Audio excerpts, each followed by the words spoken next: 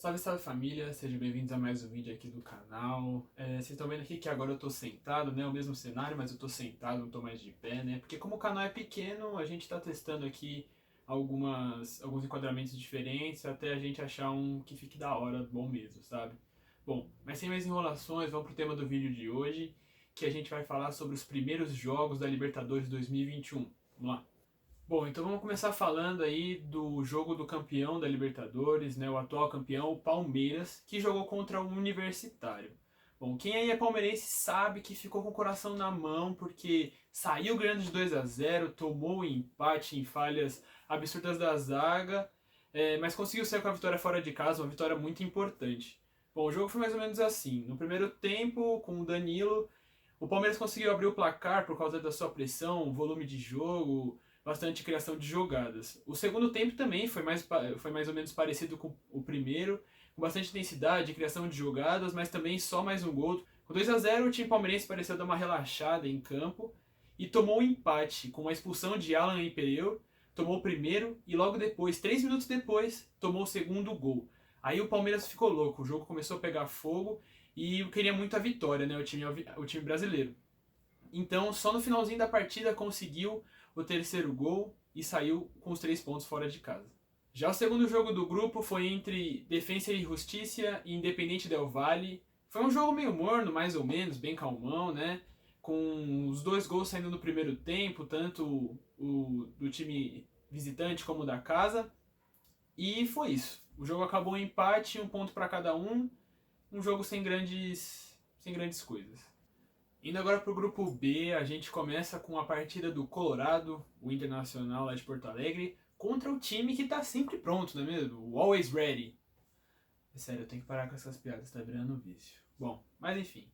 Esse aí foi um jogo meio morno, né? Com o Internacional tomando muita pressão, tanto no primeiro quanto no segundo tempo. Mas o jogo foi só resolvido mesmo no segundo tempo, com 2 golaços do time da casa, sendo que o segundo foi só nos acréscimos. Então foi um jogo meio morno que foi resolvido no final, bem a cara da Libertadores. O segundo jogo do grupo, que aconteceu entre Deportivo Táchira e o Olímpio do Paraguai, foi um jogo bem mais movimentado que o primeiro, com muitos gols, e 2 deles aconteceram bem no começo da partida, bem no primeiro tempo, assim. Só que os outros só aconteceram no segundo tempo, e o Lucas Trejó, do Deportivo, deu a vitória ao time da casa também no finalzinho da partida. Os jogos do grupo C começaram com Santos e Barcelona de Guayaquil. E o Santos deve ter alguma coisa com o nome do Barcelona, porque sempre perde para time com esse nome, tanto lá da Espanha quanto aqui da América do Sul, né? Dessa vez perdeu por 2-0, sendo que um gol foi contra de Pará. O Santos não conseguiu jogar a partida inteira, sofreu pressão e teve muitos jogadores amarelados.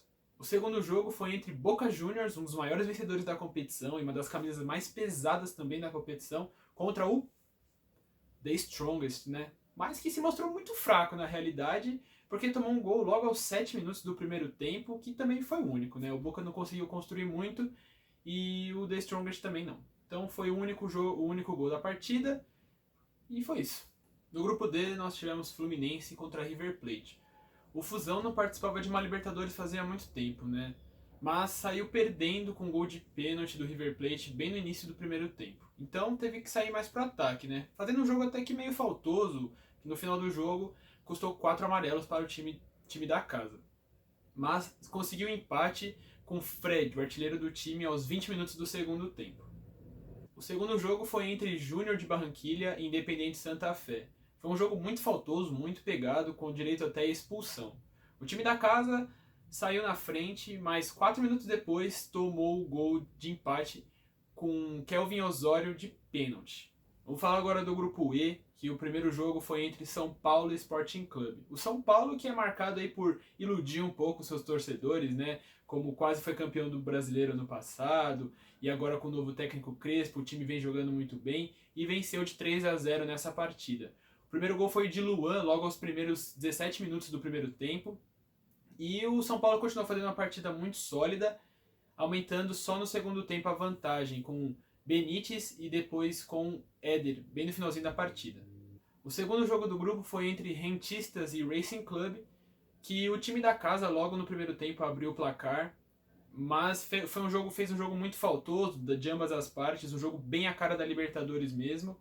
Só que no segundo tempo, bem no finalzinho, com o Racing tendo um jogador expulso, o Juan Cárceres conseguiu empatar para o time visitante. No único grupo sem brasileiros da Libertadores, o grupo F, o Argentinos Júnior enfrentou o Nacional do Uruguai. O time argentino, aos 25 do primeiro tempo, marcou o primeiro gol, mas o Nacional não desistiu, bateu no peito, chamou a responsa, falou: vamos virar esse jogo, vamos ganhar. Mas ao segundo tempo, aos 43, tomou o segundo gol e perdeu o jogo fora de casa. O segundo jogo foi entre Atlético Nacional e Universidade Católica. O time da casa fez uma partida bem sólida, comandando a partida toda, tanto no primeiro quanto no segundo tempo, e venceu por 2-0. Não tem muito o que falar desse jogo, não.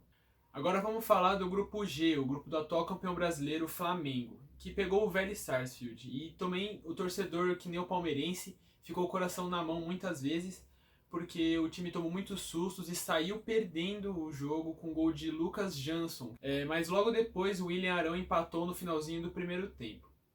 Mas no segundo tempo também tomou o primeiro gol na segunda etapa, também de Lucas Jansson, marcando o segundo da partida e o segundo do Sarsfield. Mas Gabigol empatou de pênalti para o time rubro-negro. E aí depois veio o herói da nação, Arrascaeta, sempre ele, né? Sempre o Arrascaeta, destoando nos jogos e fez um golaço com chute de fora da área. O segundo jogo do grupo foi entre União La Calera e LDU, e o time da casa saiu na frente no primeiro tempo, mas logo também sofreu um empate. No segundo tempo, mesma coisa, o time da casa saiu na frente, mas o time visitante conseguiu empatar a partida em 2-2, um ponto para cada. O primeiro jogo do grupo H foi entre América de Cali e Cerro Porteño. O time visitante dominou a partida inteira, tanto no primeiro quanto no segundo tempo, marcando o primeiro gol logo de cara e o segundo mais ao final da partida. Já o segundo jogo, o jogo do Atlético Mineiro contra o La Gaira, o time mineiro deixou um pouco a desejar por causa do elenco que tem, né? E parecia que era time de coelho, porque só cruzava na área todas as bolas e saiu perdendo. Mas algumas chances boas criadas resultaram no gol de empate que só saiu no segundo tempo, mas ainda assim fez um jogo abaixo.